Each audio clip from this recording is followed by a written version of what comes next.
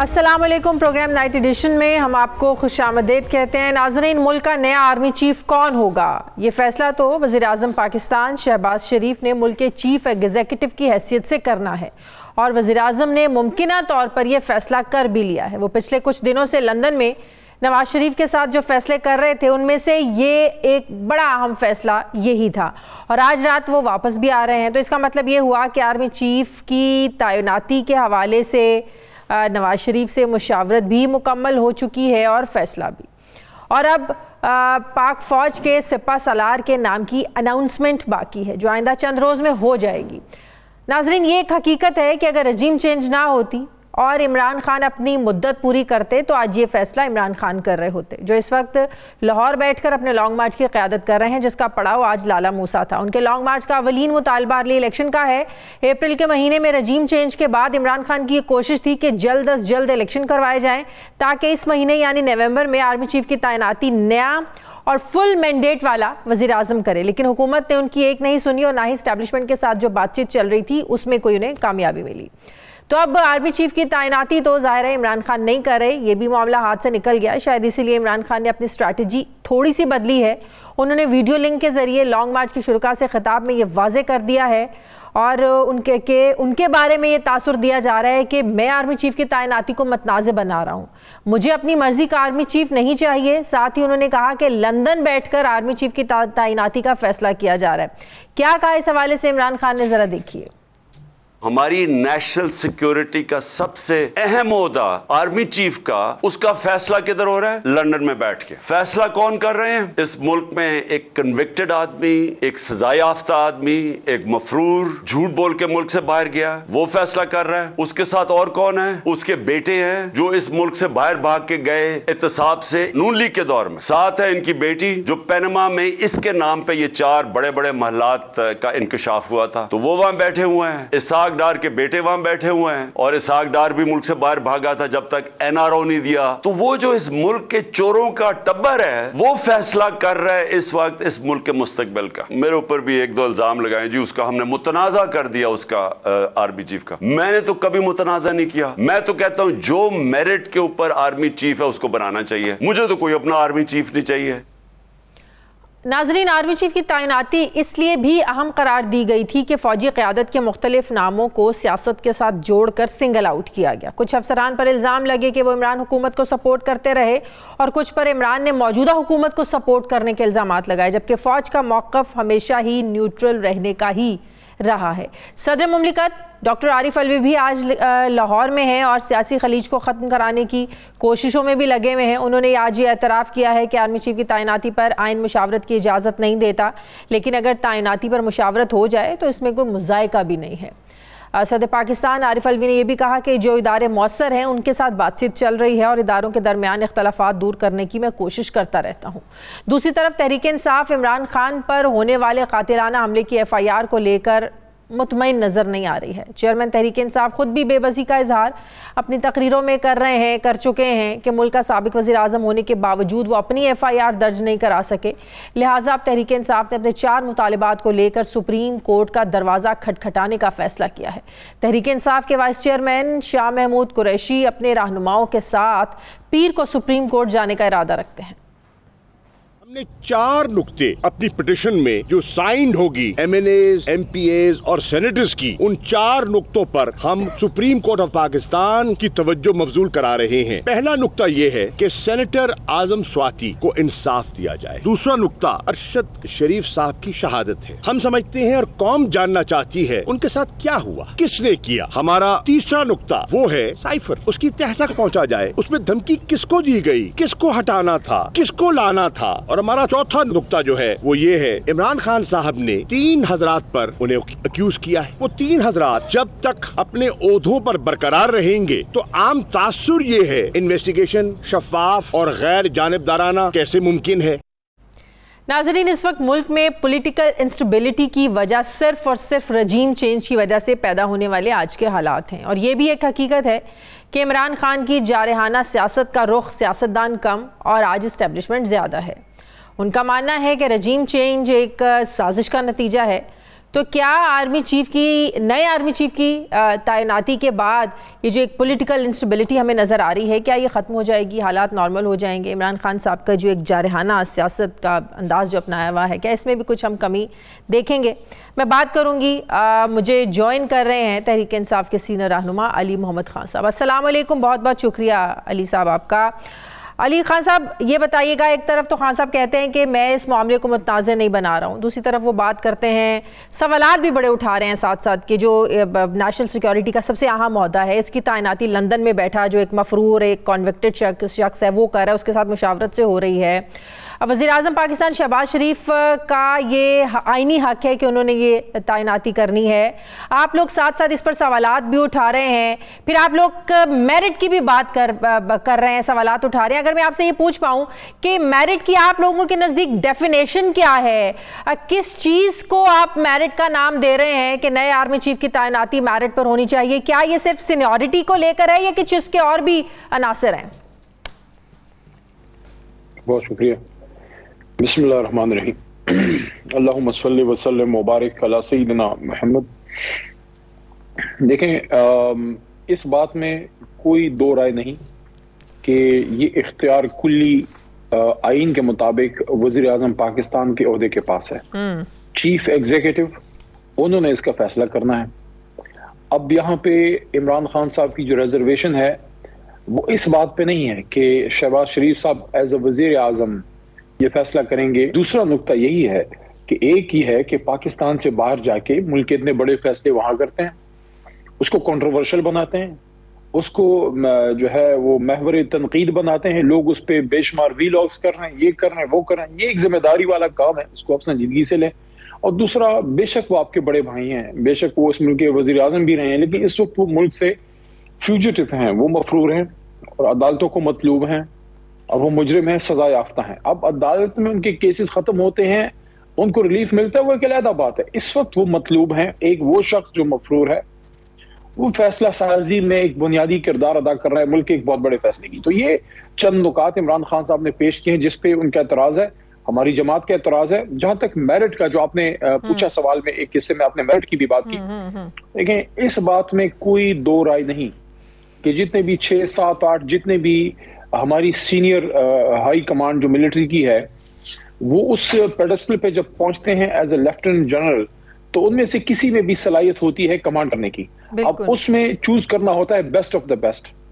अब इन लोगों का मुझे नहीं पता, जो हुकूमती लोग हैं, जो इम्पोर्टेड सरकार है, इनका क्राइटेरिया क्या है। हमारा तो यह है कि उसमें जो सबसे ज्यादा काबिल है, सीनियरिटी भी उसमें एक बहुत बड़ा फैक्टर है, लेकिन वो सबसे बड़ा फैक्टर नहीं है, कुछ और भी चीजें हैं। एक बहुत बड़ा फैक्टर है कि जिसमें सलाहियत ज्यादा है, जिसकी परफॉर्मेंस कैपेबिलिटी ज्यादा है, वो जाहिर वज़ीर-ए-आज़म पाकिस्तान के पास वो सारी मालूमात आती हैं, मेरे पास या आपके पास तो नहीं आती। तो उन्होंने उसको जज करना होता है, उसमें जो बेहतर आपको नजर आता है वो औरों से ज्यादा बेहतर। ये इसमें ये नहीं है कि बाकी जो है खुदा न खास्ता उनमें सलाहियत नहीं है और उनमें से आपने किसी एक अच्छे को चूज करना है। बेसिकली अच्छों में आपने बेस्ट ऑफ द बेस्ट को चूज करना है। तो मेरे ख्याल में तो हमारी जो मेरिट की क्राइटेरिया है वो तो यही है कि सीनियरिटी भी एक फैक्टर है, लेकिन साथ साथ उनमें और भी जो कैपेबिलिटीज हैं। साहब जब ये बात करते हैं ना कि नवाज शरीफ ऐसे आर्मी चीफ को लगाना चाहते हैं जो उनकी मदद कर सके, जो नवाज शरीफ की मदद कर सके, तो इस वजह से मामला और ज्यादा मशकूक और कंट्रोवर्शियल बन जाता है कि इस बात से इमरान खान की क्या मुराद है। क्या इमरान खान को पता है कि वो कौन से नाम है जिसकी बुनियाद पर वो कह रहे हैं कि अगर ये नाम बन गया आर्मी चीफ, ये बनकर सामने आएंगे तो ये जो है ना वो इमरान खान के लिए खतरनाक होगा और नवाज शरीफ के हक में होगा? देखिए, ये तो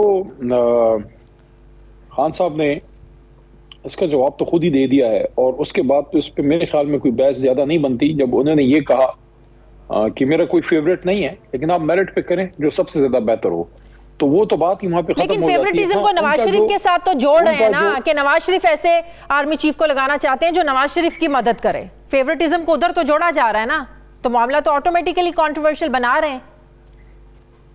देखें, वो नवाज शरीफ साहब के हवाले से उन्होंने बात की है कि जाहिर है मियां साहब की कोई अपनी पसंद नापसंद होगी, लेकिन खान साहब की कोई पसंद नापसंद उसमें नहीं है। जो भी उसमें आएगा उनका एक्सेप्टेबल है, क्योंकि सारी कैपेबल लोग हैं। तो आप समझते हैं, लेकिन हम पिछले 4-5 रोज से देख रहे हैं कि एक बार फिर से आर्मी चीफ की तैनाती को लेकर इमरान खान साहब बात कर रहे हैं। उससे पहले हमने देखा कि इमरान खान साहब सिर्फ नए इलेक्शंस की डेट मांग रहे थे, अब आर्मी चीफ की तैनाती को लेकर भी बड़े वो सवालात उठा रहे हैं। 28 नवंबर के बाद क्या आपको लगता है कि ये हालात नॉर्मल हो जाएंगे? इतनी ज़्यादा जो एक इंस्टेबिलिटी हमारी सियासत में चल रही है ये भी ख़त्म हो जाएगी? इमरान खान साहब का एक जो जारहाना अभी उनकी एक सियासत जो वो लेकर चल रहे हैं, इसमें भी कुछ कमी आएगी?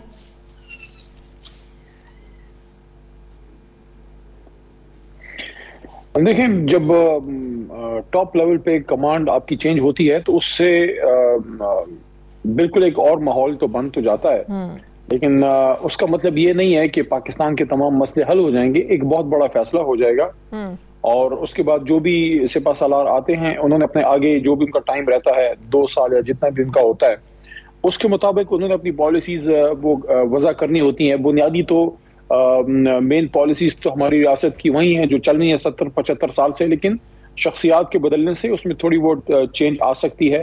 पॉलिटिक्स का जहां तक ताल्लुक है, जो सोशल मीडिया पे यूट्यूबर्स और इलेक्ट्रॉनिक मीडिया पे, प्रिंट मीडिया पे जो बहुत ज्यादा एक डिस्कस हो रहा है वो बिल्कुल खत्म हो जाएगा। तो उससे एक नॉर्मलसी की तरफ निस्बतन माहौल ज्यादा जाएगा। जहां तक इस बात का ताल्लुक है कि क्या एजुटेशन या हमारी पॉलिटिक्स, वो तो रहेगी। जब तक इलेक्शन डेट हमें नहीं मिलता वो तो हमारी तहरीक चलेगी। आरिफ अलवी साहब ने आज ये बात कही कि मुज़ाकरात आज भी चल रहे हैं, बातचीत आज भी चल रही है। तो जब नए आर्मी चीफ की तैनाती होगी तो बातचीत की जो ज़ाहिर है दरवाजे कहीं और खुल जाएंगे, किसी और के साथ बातचीत शुरू हो जाएगी। जिन शख्सियात के साथ बातचीत आज चल रही है, हो सकता है तब आप लोगों के मुज़ाकरात कामयाब हो जाए। हमें डेट्स भी वही लग रही है ना, 18-19 नवंबर आप लोगों के पहुंचने की इस्लामाबाद की डेट है कि आप लोग इस्लामाबाद तब पहुंचेंगे। वही डेट्स होंगी जब नए आर्मी चीफ का नाम सामने आएगा। तो क्या इस चीज़ का इंतज़ार करके आप लोग मामलात को लिंगर ऑन कर रहे हैं?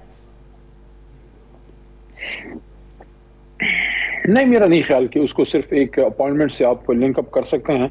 हमारी एक तारीख है और उसमें बल्कि आज 12 तारीख है, हम तो आ भी गए होते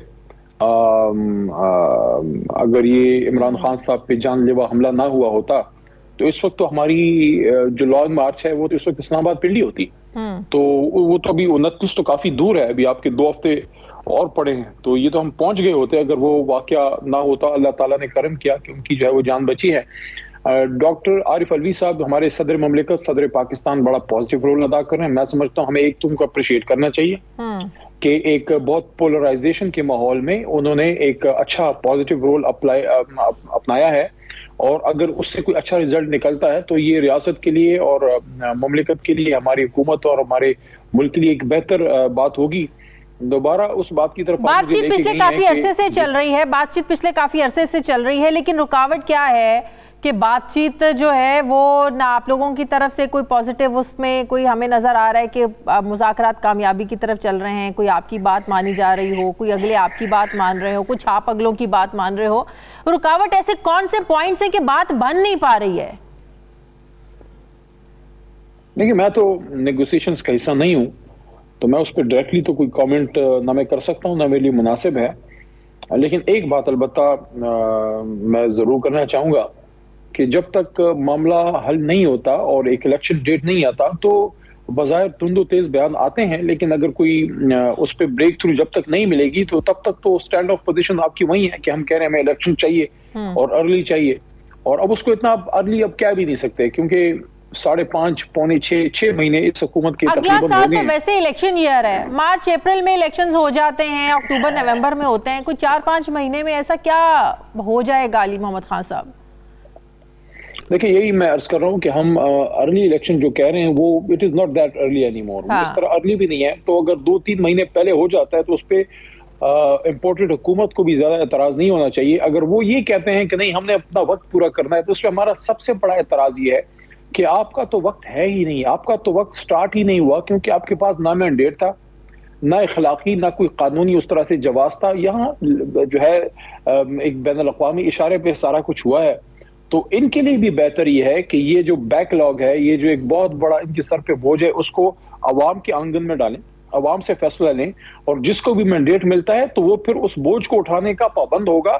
और लेकिन अब तो एक चीज समझ में आ जाना चाहिए कि मौजूदा हुकूमत अर्ली इलेक्शंस की तरफ इसलिए भी नहीं बढ़ी ये अगस्त, सितंबर, अक्टूबर में, क्योंकि सबसे बड़ी तैनाती ये हुकूमत अपने हाथ में लेना चाहती थी। मियां नवाज शरीफ, मियां शहबाज शरीफ अपने हाथ में लेना चाहते थे। मैं इससे नहीं एग्री करता उस तरह से। देखें, एज ए पॉलिटिकल ऑब्जर्वर और अपनों के खुद पॉलिटिक्स में भी हूँ, लेकिन अर्ली कॉलेज लाइफ से मैं स्टडीज को करता रहा हूँ। पाकिस्तान की आप मिड 80s के बाद से की सियासत देख लें। मियाँ साहब जब अपोजिशन लीडर थे और मोहतरमा वजीर आजम थी, फिर मियाँ साहब आगे 90 में, आप उसमें देख लें जो उन्होंने अपना पसंद का कोई अगर सिपा सालार लगाया है वह उनको ज्यादा मसले बने हैं। ये मियाँ साहब की तो पता नहीं सियासत तो ये बात तो फिर इमरान खान साहब को समझनी चाहिए ना कि जहां जहां उन्होंने अपनी पसंद के लगाए हैं तो वहीं से उनको प्रॉब्लम्स को भी फेस करना पड़ा है। तो फिर ये कंसर्न्स तो इमरान खान साहब के खत्म हो जाने चाहिए आज। मैं इससे नहीं एग्री करता। मेरा ख्याल ये है कि जो हुकूमत है उनके नुक्ता नजर से अर्ली इलेक्शन की डेट ना देने की बुनियादी वजह सिपा सालार की अपॉइंटमेंट नहीं है। मेरे ख्याल में सबसे बड़ी वजह यह है कि जो उन्होंने अवाम का मूड देख लिया है, वो डर ये रहे हैं कि अभी अगर आज की तारीख में अवाम के पास जाते हैं और 2.5-3 महीने बाद इलेक्शन होता है तो वो तो 2/3 देख रहे हैं, बल्कि 2/3 क्या 3/4 देख रहे हैं, इमरान खान साहब की अक्सरियत देख रहे हैं। तो उनके जहन में मेरे ख्याल में यह है कि वो टाइम गेन करना चाहते हैं कि मे बी टाइम पास होने के बाद थोड़ा पॉपुलैरिटी कम हो, वो इस उम्मीद पे बैठे हैं। मेरे ख्याल में सबसे उनकी ये है, क्योंकि इसमें वो डर रहे हैं। तो आप लोगों की नजर में टाइम गेन करने के बाद पॉपुलैरिटी कम होगी या पॉपुलैरिटी मजीद बढ़ेगी?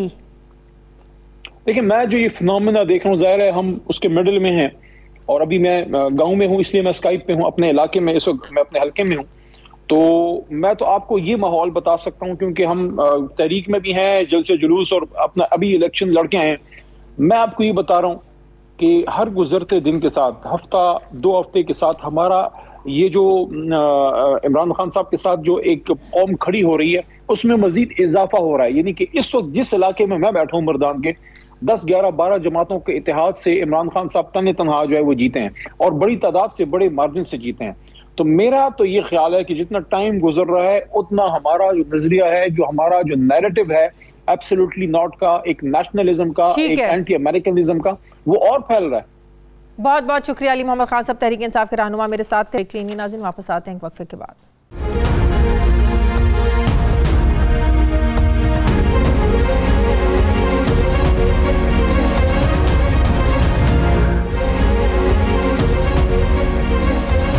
ब्रेक के बाद एक बार फिर से आपको खुशामदीद कहते हैं। सीनियर सहाफ़ी तज्ज़ियाकार मुजीबुर रहमान शामी साहब मुझे ज्वाइन करें। अस्सलाम वालेकुम, बहुत बहुत शुक्रिया शामी साहब आपका। शामी साहब, क्या इमरान खान के कंसर्न्स दुरुस्त नहीं है कि हमारी नेशनल सिक्योरिटी का सबसे अहम ओहदा आर्मी चीफ, इसका फैसला लंदन में हो रहा है, मुशावरत एक कॉन्विक्टेड शख्स से हो रही है, मशावरत एक सज़ा याफ्ता शख्स से हो रही है, वो जो झूठ बोल कर बाहर गया, जिसके बच्चे पाकिस्तान आने को तैयार नहीं है, वो भी इन फैसलों में मीटिंग्स में बैठते हैं। इमरान खान ये जो कंसर्न्स शो कर रहे हैं, जो सवालात उठा रहे हैं, क्या ये अखलाकी तौर पर दुरुस्त नहीं है? देखें, इमरान खान साहब की बात जो है उसमें अपनी जगह वजन मौजूद है। पाकिस्तान के फैसले पाकिस्तान में होने चाहिए, लेकिन मुशावरत तो आप किसी से भी कर सकते हैं और ख़ुद इमरान खान साहब की तरफ से भी ये बात कही जा रही थी। अगर नवाज शरीफ साहब से कोई मुशावरत हो रही है या मुस्लिम लीग नून के रहनुमा उनको मिल रहे हैं तो इसका मतलब ये नहीं है कि फ़ैसला उन्होंने करना है। फ़ैसला तो बहरहाल वज़ीर आज़म ने करना है, इख्तियार भी उन्हीं का है। तो बाकी तो फिर ये बातें हैं, कोई मुसद्दक़ा बात तो हम कह नहीं सकते कि किसने क्या कहा, कौन क्या कर रहा है। तो ये सब सुनी सुनाई बातें हैं। तो लेकिन इतनी अहम तैनाती को कंट्रोवर्शियल तो ये बनाया जा रहा है ना। ये साथ साथ इमरान खान साहब ये भी कह रहे हैं कि नवाज शरीफ एक ऐसे आर्मी चीफ की तैनाती चाहते हैं। ये बात उन्होंने सितंबर में भी कही थी, ये बात जो उन्होंने आज भी कही है कि ऐसी शख्सियत को आर्मी चीफ लगाना चाहते हैं नवाज शरीफ जो उनकी मदद करे। देखिए, आर्मी चीफ ने मदद क्या करनी है, हमारा दस्तूर जो है उसके अंदर तो आर्मी चीफ का ऐसा कोई रोल नहीं है कि वो किसी शख्स की को मदद कर सके, किसी को मुकदमा किसी पर कायम कर सके या उसे रिहाई दिला सके। असल बात यह है कि इमरान खान साहब का जो इल्ज़ाम है वो यानी उसमें इल्ज़ाम ज़्यादा है। और अभी ये बात नहीं कही गई कि वज़ीर आज़म शहबाज शरीफ जो हैं वो नवाज शरीफ के फैसले के पाबंद होंगे। वो तो सारे इत्तेहादियों से मशवरे कर रहे हैं और जो भी उनके हुकूमत में शरीक हैं, और मशवरा करने पर तो किसी को मुर्द इल्ज़ाम नहीं ठहराया जा सकता। ये तो जमहूरियत का एक हिस्सा है। लेकिन बहरहाल ये बात अपनी जगह दुरुस्त है कि फैसले उसी फोरम पे होने चाहिए जो दस्तूर के मुताबिक है। शामी साहब, नून लीग तो ये बात कर रही है, तासुर भी दे रहे हैं कि फैसला सीनियरिटी बेस पर होगा, लेकिन हमने माजी में जो देखा है, तारीख देखें तो नवाज शरीफ साहब ने जो 5 आर्मी चीफ की तकर्रियाँ की, 1991 में जनरल आसिफ जंजुआ आप सीनियरिटी बेस पर नहीं थे, वो दूसरे नंबर पर थे, उन्हें लगाया गया। 93 में जनरल वहीद काकड़ साहब ये सीनियरिटी लिस्ट में 5वें नंबर पर थे, इनको लगाया गया। फिर 98 में मुशर्रफ साहब जो तीसरे नंबर पर थे, इनको लगाया गया। 2013 में जनरल राहील शरीफ ये भी सीनियरिटी लिस्ट में तीसरे नंबर पर थे, इनको आर्मी चीफ लगाया गया। फिर 2016 में जनरल बाजवा साहब ये भी चौथे नंबर पर थे, इन्हें भी आर्मी चीफ लगाया गया। तो अगर तो इस बार आप समझते हैं कि ये सीनियरिटी लिस्ट पर ये करने जा रहे हैं, तो क्या ये उसूली तौर पर तय नहीं कर लेना चाहिए कि हमेशा हम देखते हैं जब भी आर्मी चीफ की तैनाती का साल आता है तो एक सियासी हम हैजानी एक कैफियत देखते हैं। इस हैजानी कैफियत से बचने का एक ही फार्मूला है कि सीनियरिटी बेस पर इस तरह फैसला कर लिया जाए, जिस तरह माजी में नवाज शरीफ साहब करते आ रहे हैं। इस चीज़ को हटाकर आप अगर सीनियरिटी लिस्ट पर चलते हैं, सीनियरिटी बेस पर, तो कोई मामला कॉन्ट्रोवर्शियल नहीं रहेगा। आपने तो खुद ही सवाल किया, खुद जवाब दे दिया। इस बात में तो किसी को एतराज़ हो नहीं सकता। खुद इमरान खान साहब से जब हमारी मुलाकात हुई थी तो उन्होंने भी इसकी हमायत की थी कि सीनियर मोस्ट जनरल जो है उसको आर्मी चीफ मुकर्रर होना चाहिए और इसे एक बाकायदा यानी कानूनी शक्ल दे दी जाए। तो अब अगर सीनियर मोस्ट जर्नल जो है उसको आर्मी चीफ बनाया जाता है तो फिर तो ये इतराज़ भी ख़त्म हो जाएगा कि नवाज शरीफ साहब का कोई अमल दखल इसमें है या नहीं है। और अगर वैसे भी आर्मी चीफ जो है वो कोई जर्नल ही मुकर्रर होगा ना, कोई बाहर से तो पकड़ के आप किसी को आर्मी चीफ नहीं बना देंगे। तो जो भी सीनियर मोस्ट जर्नल हैं 2, 3, 4 उन्हीं में से मुकर्रर होगा, तो उसमें कोई यानी खास एतराज़ तो नहीं किया जा सकता। सारे लोग अहल हैं, उनमें से जिसको भी मुकर्रर कर दिया जाए। लेकिन ये बात, मैं तो इस बात का हामी हूँ और खुद इमरान खान साहब भी इसका बरमला ज़ाहिर कर चुके हैं कि सीनियर मोस्ट जो है उसका तकर्रुर किया जाए और ये एक बड़ी अच्छी रवायत कायम हो जाएगी। बाकी आप अपना रिकॉर्ड दुरुस्त कर लें, नवाज शरीफ साहब ने 5 तकर्रियाँ नहीं की, उन्होंने 3 तकर्रियाँ की हैं। एक परवेज मुशर्रफ साहब की, एक राहील शरीफ साहब की और एक बाजवा साहब की। इससे पहले जो 2 तकर्रियाँ हैं वो सदर का इख्तियार था, उस वक्त वज़ीर आज़म का इख्तियार नहीं था। तो वो तकर्रियाँ सदर पाकिस्तान ने की थी, वज़ीर आज़म ने नहीं की थी। हाँ, नवाज शरीफ वज़ीर आज़म थे, लेकिन उनकी राय उसमें फैसला कुन नहीं थी। तो नवाज शरीफ साहब ने जो 3 तकर्रियाँ की उसमें सीनियरिटी का ख्याल नहीं रखा। मेरा ख्याल है कि अगर वो भी इस असूल पर कारबंद हो जाते हैं कि सीनियरिटी के असूल को मद्देनजर रखा जाए, जैसा कि सुप्रीम कोर्ट में चीफ जस्टिस का तकर्रुर होता है और जैसा कि इंडिया में ये एक रवायत बन चुकी है, तो ये एक अच्छा कदम होगा।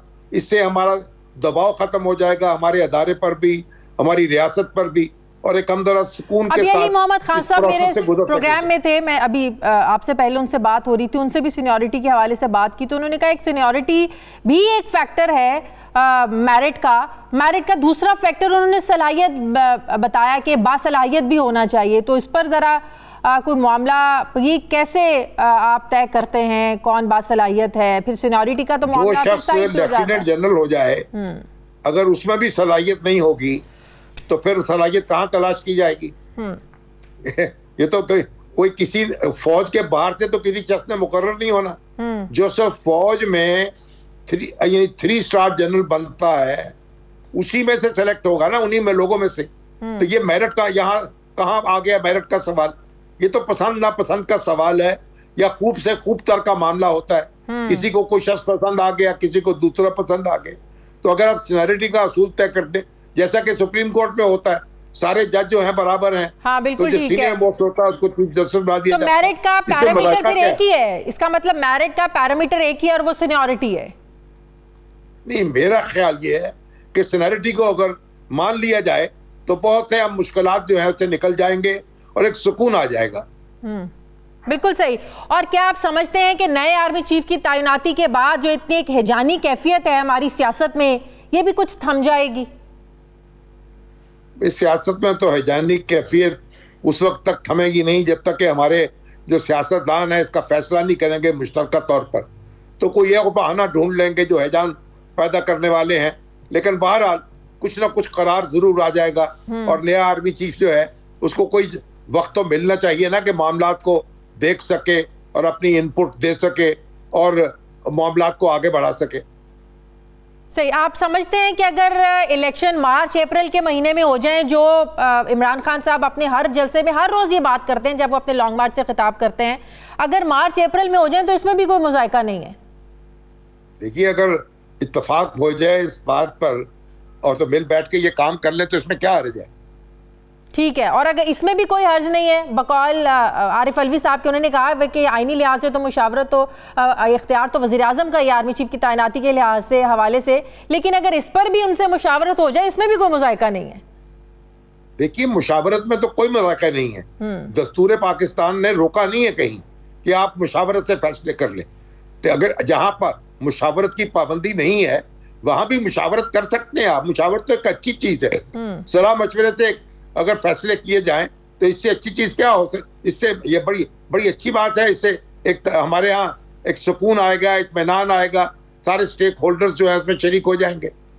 तो ये इनिशिएटिव तो फिर हुकूमत को लेना पड़ेगा ना, अगर तहरीक इंसाफ से मुशावरत करनी है, इमरान खान से मुशावरत करनी है। इनिशिएटिव जो भी ले ले, सदर पाकिस्तान इसमें लगे हुए हैं, अल्लाह उनको बरकत डाले उनके, और वो उनका जो है कोशिश है उसमें कामयाबी हो जाए उनको। ठीक है, बहुत बहुत शुक्रिया। सीनियर सहाफ़ी तज्ज़ियाकार मुजीबुर रहमान शाह मेरे साथ थे। मुझे प्रोग्राम में एक ब्रेक लेनी है नाज़रीन, वापस आते हैं एक वक्फे के बाद।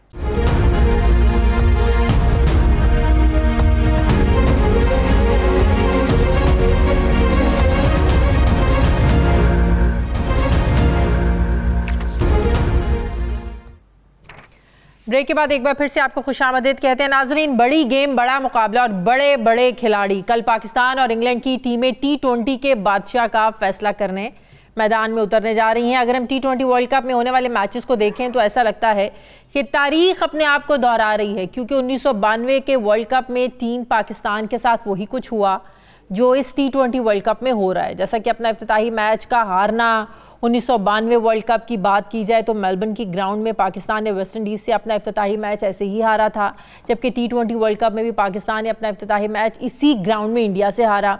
यही नहीं बल्कि 92 के वर्ल्ड कप में इमरान खान की कप्तानी में पाकिस्तान को अपने ग्रुप मरहले के मैचेस में भारत से शिकस्त हुई, जबकि इस T20 वर्ल्ड कप में भी पाकिस्तान को ग्रुप मरहले में भारत के हाथों शिकस्त का सामना करना पड़ा।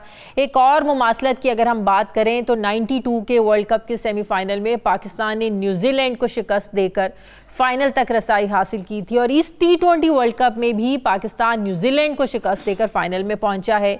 एक और सिमिलैरिटी की बात करें तो 92 के वर्ल्ड कप में अगर ऑस्ट्रेलिया की टीम वेस्ट इंडीज़ को ना हराती तो पाकिस्तान का सेमीफाइनल में पहुंचना नामुमकिन था। इसी तरह इस वर्ल्ड कप में भी नीदरलैंड की टीम जनूबी अफ्रीका को ना हराती तो पाकिस्तान का फाइनल तक पहुंचने का चांस ही नहीं था। 92 के वर्ल्ड कप में बारिश ने अहम किरदार अदा किया, इस T20 में भी बारिश का ही एक अहम किरदार है। 92 के वर्ल्ड कप में सेमीफाइनल में जनूबी अफ्रीका टूर्नामेंट से बाहर हुआ, जबकि इस T20 में जनूबी अफ्रीका के जिम्बाब्वे के साथ मैच में बारिश ने अपना किरदार अदा किया और जनूबी अफ्रीका की नीदरलैंड से शिकस्त के बाद पाकिस्तान के लिए फाइनल खेलने की राह हमवार हुई। अगर बारिश ना होती तो जनूबी अफ्रीका की टीम जिम्बाब्वे को शिकस्त दे देती तो नीदरलैंड से हारने के बावजूद फाइनल के लिए क्वालिफाई कर सकती थी। 92 के वर्ल्ड कप के फाइनल में पाकिस्तान का टाकरा इंग्लैंड से था, जबकि इस T20 वर्ल्ड कप में भी हमारा मुकाबला कल इंग्लैंड से ही होने जा रहा है। तो ऐसे महसूस होता है कि जैसे तारीख अपने आप को दोहरा रही है। तो क्या पाकिस्तान 92 की तरह दोबारा इंग्लैंड को शिकस्त देकर T20 क्रिकेट का बेताज बादशाह बनेगा, या इंग्लैंड अपना 30 साल पुराना बदला हमसे लेगा? इसका फैसला जाहिर है कल होगा, कल के अहम मैच में होगा, बड़े मैच में होगा। मैं बात करूंगी, मुझे ज्वाइन कर रहे हैं सीनियर स्पोर्ट्स तज्जियाकार मिर्ज़ा इकबाल बेग साहब। अस्सलाम वालेकुम, बहुत बहुत शुक्रिया। इकबाल बेग साहब, आपका क्या लग रहा है कल के मैच को लेकर? सबसे पहले ज़रा बारिश पे बात कर लेना। शायकीन में बड़ी मायूसी भी है कि बारिश हो जाएगी तो क्या होगा। आज भी बारिश हो रही है, कल भी कहा जा रहा है कि सारा दिन कल बारिश है।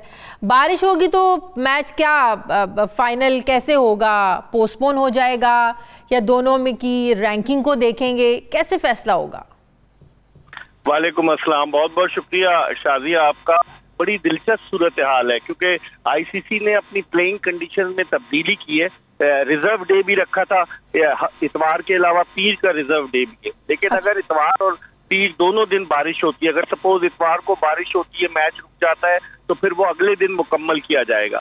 और जो प्लेइंग कंडीशंस हैं वो कुछ इस तरह से हैं कि पहले T20 मैच का जो लीग मैचेस थे उनमें 5 या 6 ओवर की मैच के था, लेकिन अब इस फाइनल मैच के लिए 10 ओवर एक टीम को खेलना लाजमी हो गया। अगर कोई टीम पहले 20 ओवर खेलती है या 16 ओवर्स खेलती है और फिर दूसरी टीम बैटिंग करती है तो उसको 10 ओवर्स खेलना लाजमी होंगे। और अगर इतवार और पीर को शाजिया मुसलसल बारिश रहती है तो फिर उस सूरत में ट्रॉफी शेयर की जाएगी।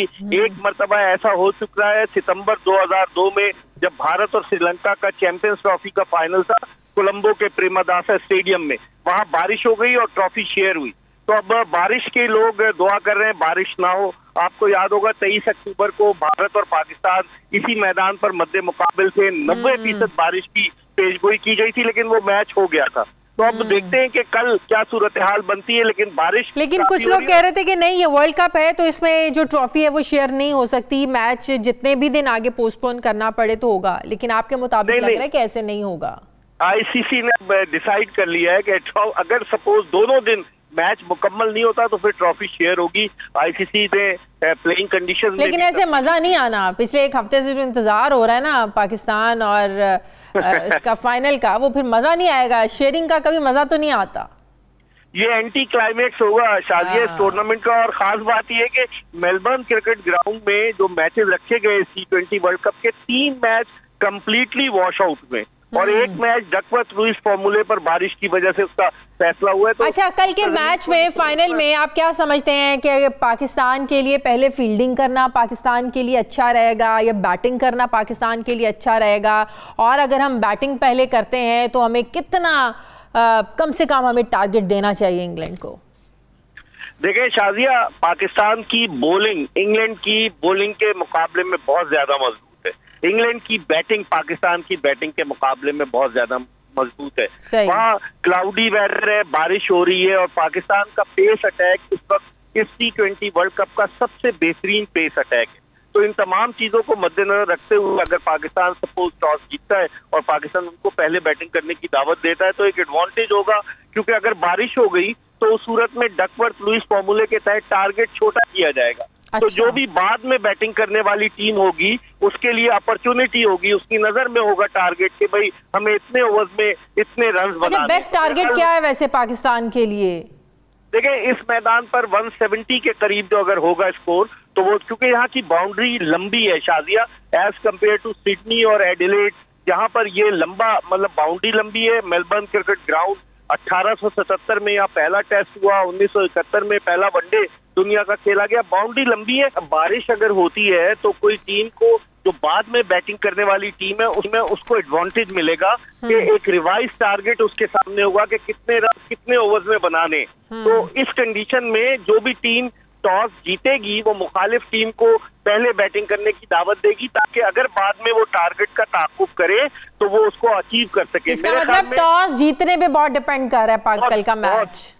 बिल्कुल आपने सही कहा, टॉस बड़ा वाइटल रोल प्ले करेगा क्योंकि कंडीशन ऐसी है ना शादिया, वहाँ बादल छाए हुए, बारिश हो रही है, उस सूरत में पिच में भी थोड़ा मॉइस्चर होगा और जो टीम भी पहले बॉलिंग करेगी उसके बॉलर्स के लिए मददगार साबित होगी पिच। और इंग्लैंड के मार्क वुड की फिटनेस पर क्वेश्चन मार्क था लेकिन वो तैयार हो गए। लेकिन पाकिस्तान का पेस अटैक बड़ा तगड़ा है। शाहीन शाह अफरीदी, हारिस रऊफ, नसीम शाह, पाकिस्तान की बॉलिंग और वसीम जूनियर, तो पाकिस्तान की बॉलिंग बड़ी तगड़ी। फिर शादाब खान बॉलिंग करते, तो मैं समझता हूँ एडवांटेज पाकिस्तान होगा बॉलिंग के शोबे में। लेकिन जिस तरह की धुनाई की है एलेक्स हेल्स, आपको याद होगा, और जॉस बटलर ने न्यूजीलैंड वन साइडेड भारत के खिलाफ उन्होंने कर दिया मैच। तो मेरे ख्याल में ये भी एक फैक्टर पाकिस्तानी कप्तान टीम मैनेजमेंट के जहन में होगा कि किसी तरीके से शुरू में ही इनको आउट किया जाए, क्योंकि ये बड़ा डेंजरस ओपनिंग पेयर है और यही दोनों रन कर रहे हैं इंग्लैंड के लिए। तो आप समझते हैं कि अब आज कल जो फाइनल होगा, पाकिस्तानी टीम का कॉन्फिडेंस इस लिहाज से भी बहुत बड़ा है कि शुरू में जो हमारी परफॉर्मेंस रही है और जिस तरीके से हम, तो अल्लाह का करम ही है कि जिस तरह हम लोग कल के फाइनल में पहुंचे हैं, तो कॉन्फिडेंस लेवल बड़ा है पाकिस्तानी टीम का। बिल्कुल आपने सही कहा तो हम बाहर हो रहे थे और 6 नवंबर तक हमें पता ही नहीं था कि हम सेमीफाइनल खेलेंगे या नहीं खेलेंगे, लेकिन जो जिस तरह से साउथ अफ्रीका को नीदरलैंड ने हराया, फिर हमने बांग्लादेश को हराया, तो हम सेमीफाइनल खेले, और जैसे हमने न्यूजीलैंड को हराया तो उस लिहाज से हमारा, और दूसरों पे तो भी डिपेंड कर रहे थे ना, इंडिया ये मैच हार जाए, फला वो मैच हार जाए तो हमारे चांसेस बढ़ जाएंगे, दूसरों पे भी बड़ा डिपेंड कर रहे थे हम। ये तो हमारी तारीख रही है शादिया कि हम दूसरों पे भी डिपेंड करते हैं और दुआओं पर भी बहुत इन्हिसार करते हैं। 22 करोड़ अवाम दुआएं मांग रहे होते हैं कि अभी तक की जो सिमिलरिटीज हैं, जो भी मैंने अपने इंट्रो में भी अपने नाजरीन के साथ शेयर की, 92 के वर्ल्ड कप जैसी हैं बिल्कुल। सिर्फ एक सिमिलरिटी है, वो अगर कल पूरी हो जाए तो लगेगा कि 92 का वक्त वापस आ गया, और वो है ट्रॉफी पाकिस्तान के हाथ में आना। राइट, तो आइंदा आने वाले बरसों में एक और सिमिलैरिटी होगी कि अगर बाबर आजम जीत गए तो कोई वजीर आजम न बन जाए वहां। बिल्कुल सही, बिल्कुल। एक आखिरी सवाल, कोई खास मशवरा कल की पाकिस्तानी टीम के लिए आपकी तरफ से? मशवरा यही है कि पावर प्ले में पाकिस्तान अग्रेसिव क्रिकेट खेले, क्योंकि पाकिस्तान ने पावर प्ले में जो 6 ओवर्स होते हैं वो इतनी अग्रेसिव क्रिकेट नहीं खेली, आखिरी मैच में अग्रेसिव खेली है, और अगर पावर प्ले में पाकिस्तान अच्छा खेलता है तो पाकिस्तान के लिए बहुत चांस है। बहुत बहुत शुक्रिया मिर्जा इकबाल बेग साहब, सीनियर स्पोर्ट्स हमारे साथ थे। प्रोग्राम का वक्त खत्म हो गया, नाज़रीन फीडबैक जरूर दीजिएगा, अपना ख्याल रखिएगा, अल्लाह हाफिज़।